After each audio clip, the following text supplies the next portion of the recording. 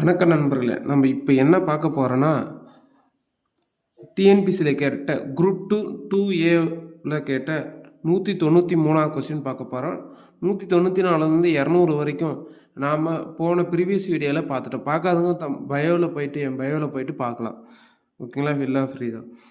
So இப்போ நம்ம கொஸ்டினை படிச்சிங்களா? ஏ மற்றும் A+2 இவற்றின் மீ/போ மடங்கு 130 எனில் ஏ மற்றும் A+1 இவற்றின் மீ/போ மடங்கு காண்க என கொஸ்டின் கொடுத்தாங்க. அப்போ எல்சிஎம் கொடுத்துருக்காங்க. அப்போ எல்சிஎம்மோட formula LCM into HCF is equal to number of two products in multiple, அதாவது X into Y is equal to LCM into HCF.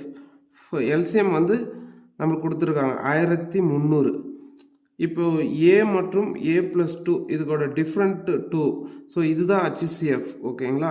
இப்போ ஏ இன்ட்டு A+2 இது கொஸ்டின். ரெண்டு இந்த ஏ மற்றும் A+2 ரெண்டு ப்ராடக்ட். ஓகேங்களா? ரெண்டு நம்பர். ஸோ இப்போ இது மல்டிபிள் 2600. ஓகேங்களா? A into A+2.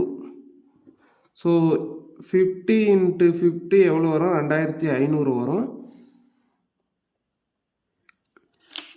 2500 வருங்களா?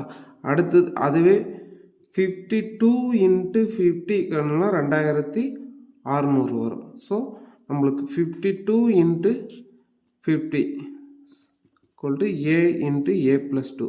So A+2 52, A+2 50. ஸோ நம்மளுக்கு அங்கே கேட்டிருக்கிறது A+1ஓட எல்சிஎம் என்னன்னு கேட்குறாங்க. ஸோ நம்மளுக்கு தான் தெரிஞ்சிருச்சு 50. 51ஓட எல்சிஎம் 2550.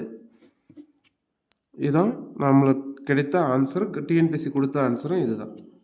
தேங்க்யூ.